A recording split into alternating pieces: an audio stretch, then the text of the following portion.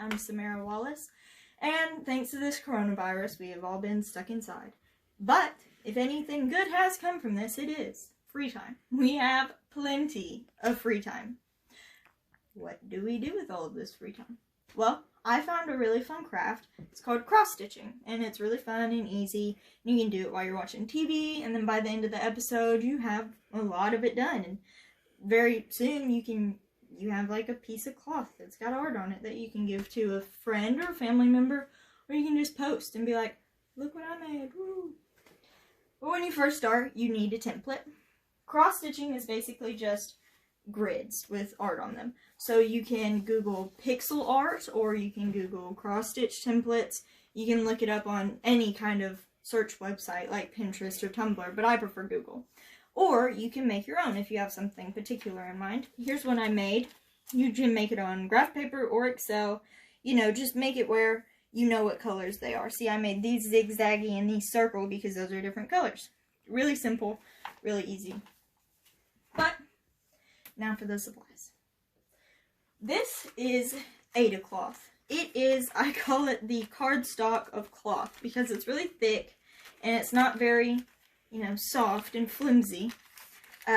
It's got these tiny little squares all over it, and those are really important because that's what you cross stitch over. Embroidery.com, which is a blog about different types of embroidery, says that this is the easiest for beginners because it's so thick.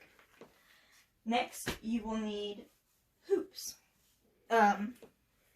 Libyan is another blog about embroidery, and they said that these are the two most common types. This is a spring hoop. I don't like these because I'm not good at them, but they're pretty easy. You just squeeze this part, take out the middle. There we go. And then you put the cloth over this, squeeze it again, put the hoop over it. I am not good at them, as you can see, and I don't like them. It's just gonna, okay. Do not like these. This is a embroidery hoop. They are super easy, and I can do these ones. You unscrew this little screw right here, and then it loosens up this outer ring, and you take out the inner ring. Put the cloth on top of it, then you're going to take the outer ring and push it over the inner ring, and then you just screw it back. Super easy. I can do this one. This is what it looks like with actual fabric in it. See, the fabric is inside of the outer loop, the inner loop is in here with the fabric over it, and it's pretty tight, which is what you want. Next is thread. You can use regular sewing thread. You know, this is just the regular stuff, but it's really thin. I prefer to use floss. This is bracelet floss. You know, like you'd make a friendship bracelet out of. You can get it in all kinds of colors. Walmart sells them by the pack. And then you have needles. This is embroidery needles. You can use these if you want. I don't like them. These are tapestry needles. The main difference is these are really sharp. These are not sharp at all, which is great. I've stabbed myself a bunch. Doesn't feel good. And these have tiny little eyelets. And these have gigantic eyelets.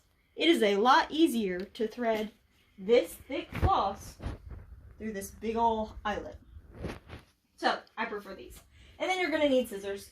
Does not matter. They're scissors.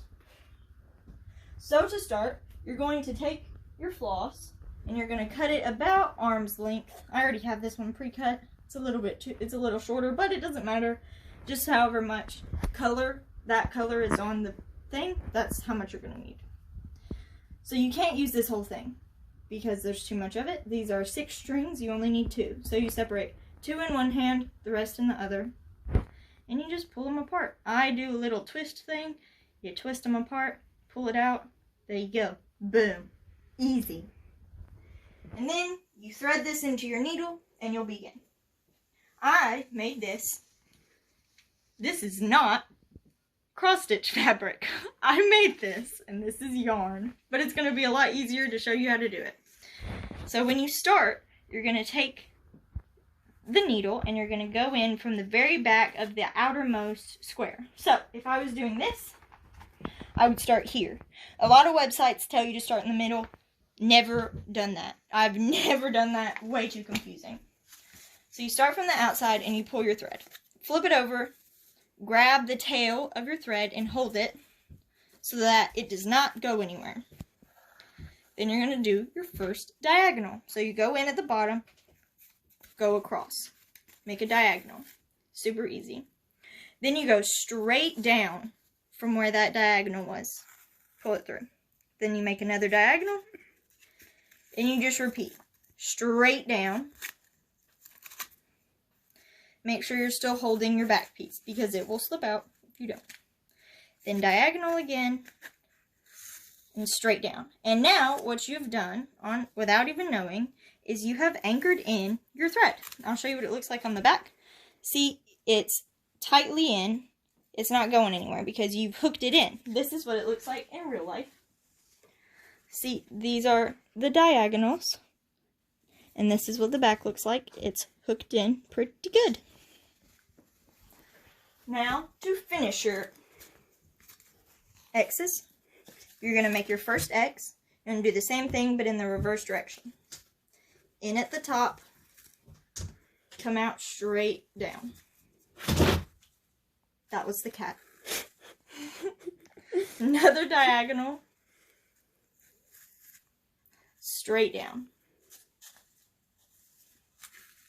And then the last one, another diagonal. And then with this one, you're not going to go straight down because then you'll be at the top and you already have your X's. What you're going to do now, you've finished your line. So you're going to take your string and with a needle, this is a lot easier, but you're going to hook your needle through the hoop and pull it through like that. And then you're going to anchor that down too. So then you have these and you just cut this off. I'll show you with a real needle and stuff. So this is what it looks like. Here are all of the X's. You're going to flip it over. You're going to take your needle, push this up, and go through these. Push it all the way through. It's kind of hard to get it out, but there you go. Boom.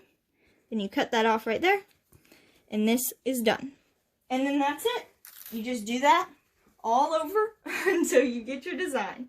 And eventually you can end up with a big old design like this. This is all simple squares that I just taught you. Nothing fancy about this, just a bunch of different colors. Super easy. Or you can do a cute little design like this little cat paw. And that's it. Pretty simple.